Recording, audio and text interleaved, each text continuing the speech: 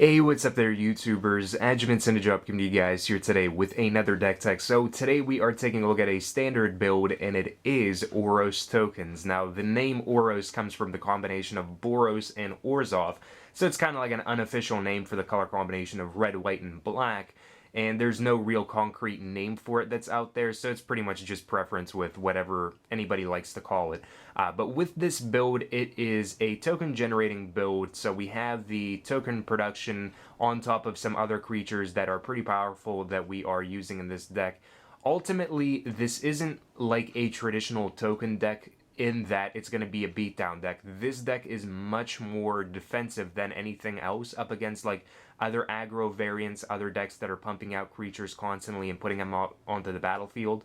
We're going to have a very defensive role up until we get a really good board state, and then we just bash in for everything that it's worth. So we're going to take a look at what all we have in this deck here today. If you guys have any suggestions for decks that you would like to see, please leave them down in the comments below, and I'll take them into consideration for future deck techs. Now, the first thing that we are taking a look at here is the land base of the deck. So we have 24 lands, starting off with our shock lands. We have our Godless Shrines, so this is going to be a playset for us. And it seems to be that I'm missing one of them. Oh, there it is. So there's the fourth one. So 4 Godless Shrines. We have 4 Sacred Foundries in our build. We have 2 Blood Crypts, so 10 Shocklands total. From there we have our other dual lands being 4 Clifftop Retreats, 4 Isolated Chapels. We have 3 Dragonskull Summits. And 2 Vault of the Archangel, which are our utility lands for this build. So it taps for generic mana on its own, but for 4 mana and tap, creatures we control gain Death Touch and Lifelink until the end of the turn. So it makes really good use out of the fact that if we have like a bunch of 1/1s, they instantly become really good blockers up against aggro decks. And if we need to gain back a marginal amount of life in a given turn, we're able to do so based off of that lifelink. And then we just have 1 basic land. We just have 1 basic plains here, in addition to like our shock lands that are going to be interacting with the dual lands that we have, the Clifftops, Isolated Chapels, Dragonskull Summits. So that is the land base of 24 lands that we have here. So now let's take a look at everything else that we have in this deck. So starting off with our creatures in ascending order, we have Doomed Traveler, which is a 1/1 for 1 white. Whenever it dies, we get a 1/1 Flying Spirit token. So Doomed Traveler is a playset for us here. It's really nice to have like a blocker that is pretty efficient. If we're able to drop it like turn 1, and then we can easily like block anything aggro is trying to do. The best thing about this card is that it interacts with Falkenrath Aristocrat in that we can sack it. Falkenrath Aristocrat becomes indestructible, gets a +1/+1, and we also get a 1/1 Flying Spirit out of it, so it's not bad in that sense. We're also running Boros Reckoner as a playset in here just because our land base permits us to run him. Our lands are either going to be producing red or white with the case of like each and every one of them, so it makes it pretty efficient for being able to run Boros Reckoner. The only 2 lands that don't support him would be the Vault of the Archangel, but I mean, if you like have an opening hand of Vault of the Archangel and like 2 other lands, then all you have to do is just wait for any other land to drop other than the Vault of the Archangel, and then you're able to play Boros Reckoner. But Boros Reckoner is good at any point in time on the board state, just because up against aggro, he ends up being really strong in that we can drop him and he's able to block other things, and we can redirect that damage because whenever he's dealt damage, he deals that much damage to target creature or player, so we can efficiently be able to get rid of more creatures our opponents control or direct that damage at our opponent. But the biggest thing about him as well is the fact that he can gain first strike at any point in time for 1 red or white. So that's nice up against cards like Thragtusk, where you would normally be taking 5 to the face, but then you can just give Boros Reckoner first strike, you can block Thragtusk, it dies before it even deals damage to the Reckoner or even to us, and from there we are able to just have like a really solid blocker still on the board, and our opponent just swung pretty much for nothing, except to get a 3/3 token out of it afterwards. But Boros Reckoner is really awesome. I like Boros Reckoner in here. From there, we have Falkenrath Aristocrat, which is a 3-of in our build. Originally started off with Hellrider up until I started testing and I saw that this deck isn't as fast as I wanted it to be with the cards that we were using in the build. So it ended up that I switched it for Falkenrath Aristocrat just because it's a more defensive card. It's a really good blocker if we need it to be, and ultimately it can get pretty big pretty quick with the cards that we're running in here because it can gain indestructible whenever we sack a creature, but it also gets a +1/+1 if that sacked creature was a human, so it ends up being pretty good. From there we have Geist-Honored Monk. So Geist-Honored Monk is a 2-of in our build.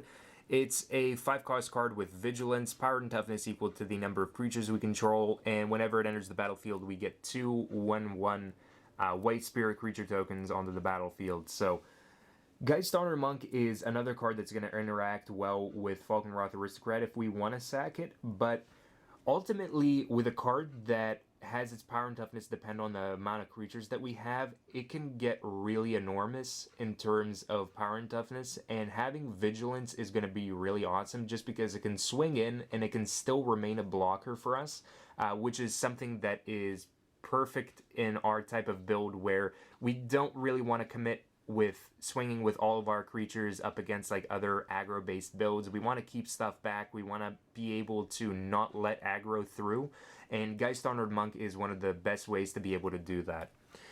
Then we have Obzedat Ghost Council. So he's a 2-of in this deck. He's just a really nuts card in here. So he's a 5/5 for 5, enters the battlefield and target opponent loses 2 life and we gain 2 life.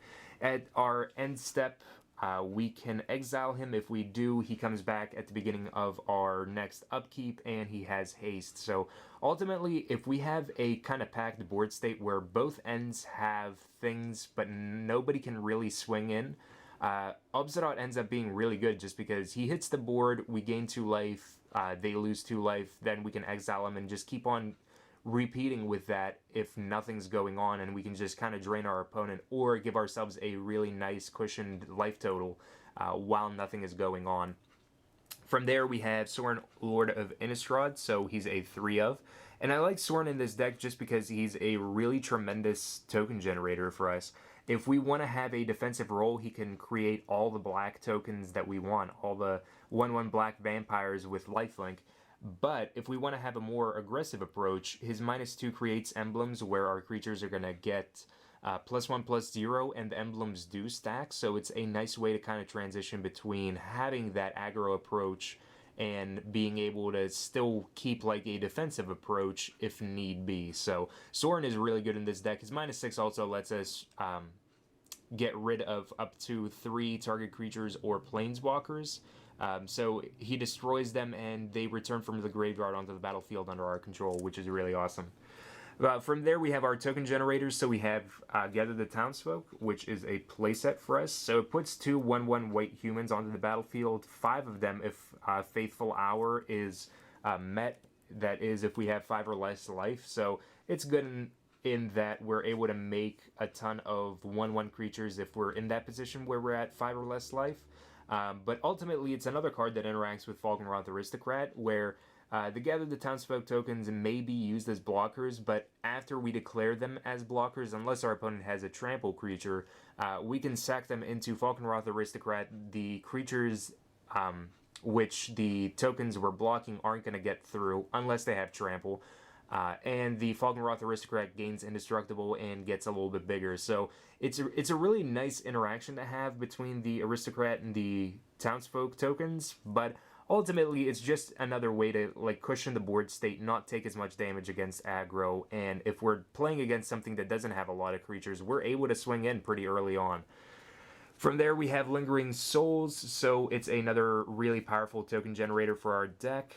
It creates 2 1/1 white flying creature tokens onto the battlefield, and then it has a flashback for one generic and one black, which is pretty perfect for us. It's really cost efficient, and it can pretty easily stack our board with a decent amount of creatures. From there, we have Orzhov Charm. So Orzhov Charm is mainly going to be used to get rid of creatures. So it's destroy target creature and we lose life equal to its toughness. That's really the only mode that I use with this card.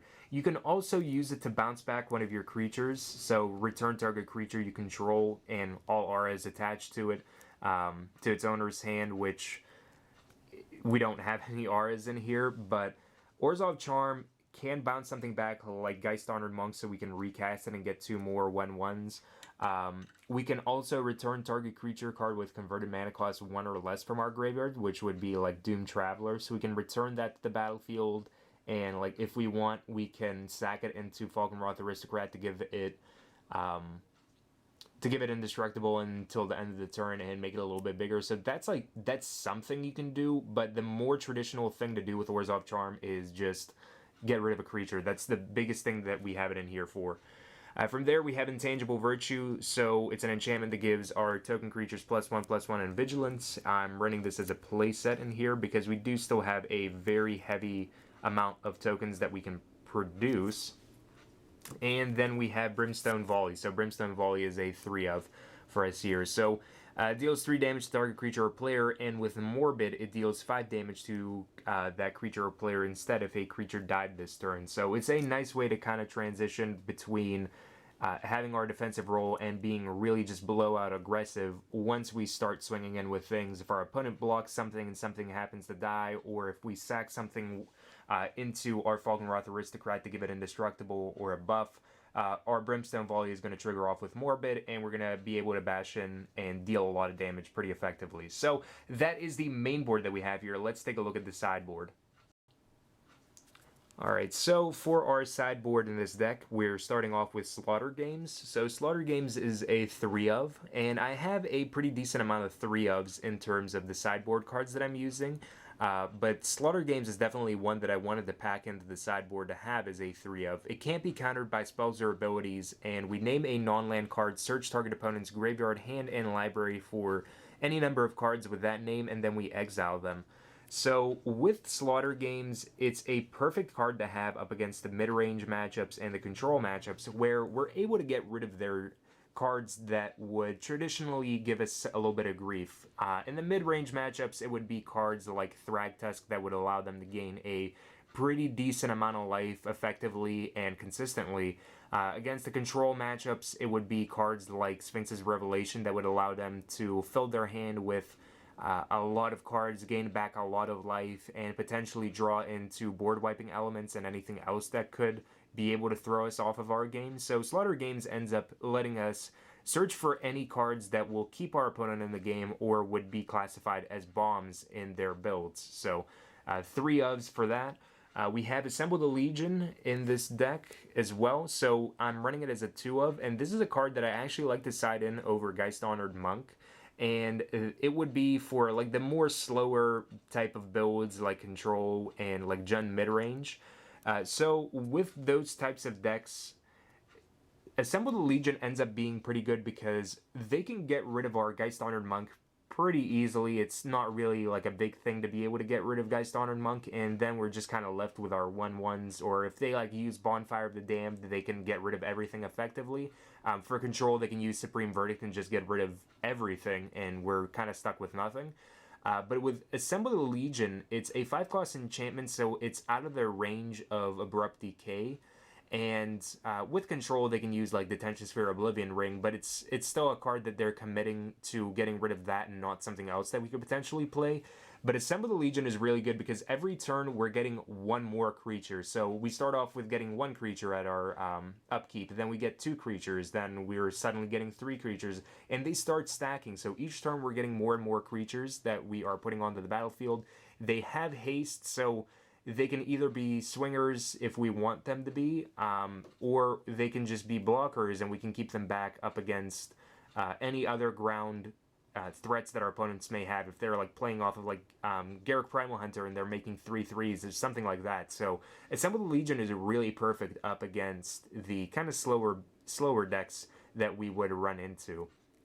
From there, we have Rest in Peace, which is a 3-of. So this is pretty much going to be for the Reanimator-based decks. Also, some of the Flash variants as well. The USA Flash decks and the kind of like Tempo decks, where we're able to get rid of their graveyards. They can't play off of any graveyard synergies, flashback spells, any stuff like that. But more so than anything, Rest in Peace is used for the Reanimator matchup where they're able to combo off and just beat us down on any given turn that they want to reanimate and get the combo going. So Rest in Peace stops that. We also are running 2 Oblivion Ring in the sideboard. So Oblivion Ring is kind of like the means of being able to get rid of anything in terms of non-land permanents, planeswalkers, creatures, anything that is going to provide grief for us. We can get rid of it with Oblivion Ring. It does have the potential of being removed fairly easily with stuff like Abrupt Decay or even Detention Sphere on it, but it's still something that we can use either to stall out the game or just be able to get rid of something for a short amount of time, if not permanently, until we can do something else. So 2 Oblivion Ring in the sideboard. We also have 3 Mizzium Mortars. So Mizzium Mortars deals 4 damage to target creature we don't control, and it has an overload for 6. So for 2 mana, it's pretty nice at a sorcery speed to get rid of creatures with power 4 or toughness 4 or less. And being able to overload and get rid of stuff once we get to kind of like the really late game is not bad at all either. Then we have 1 Aurelia's Fury. So Aurelia's Fury is mainly for the slower matchups, like more so control than anything else, where it can deal X amount of damage divided as we choose among any number of players or target creatures. Tap each creature that's dealt damage that way. Players dealt damage this way can't cast non-creature spells this turn, so it's essentially silence. In siding it in, we are going to be using it at the beginning of our opponent's upkeep, where we can kind of gauge where we think like, oh, all right, well, maybe they have Supreme Verdict, or they're banking off a Supreme Verdict, or just the notion that, well, our opponent can't really do a whole lot in terms of being able to do anything if they don't have that non-creature spell that they can cast. Like, they can't do anything to stop us. We can swing Alpha the next turn. All we have to do is just keep them from casting a Wrath or casting a card that will make it so that we can't swing in. So Aurelia's Fury is nice in that we could cast it at the beginning of our opponent's upkeep, and it's essentially silence unless it's countered. In terms of control. So I like Aurelia's Fury as 1. It's not about having a big X total, it's about using it as silence. So I like having it for that. And 1 Rootborn Defense to be able to give our creatures indestructible until the end of the turn, and it also allows us to populate, which may or may not be relevant, but I think like some of the favorite cards that I have in the sideboard are probably like Aurelia's Fury and the 2 Assemble the Legions. They're kind of unique cards that not everybody uses, but I like using them in the sideboard just because they really offer a decent amount of answers to some things that could potentially happen and throw us off of our game. So that is the main board and the sideboard that I have here for this Oros tokens type of deck here. So if you guys enjoyed it, please be sure to like, favorite, and subscribe for more Magic the Gathering content. The entire deck list is down below where you guys can check it out, as well as a playlist to all the previous decks that I've covered on the channel. And until next time, guys, have yourselves a wonderful, fun-filled Magic the Gathering day.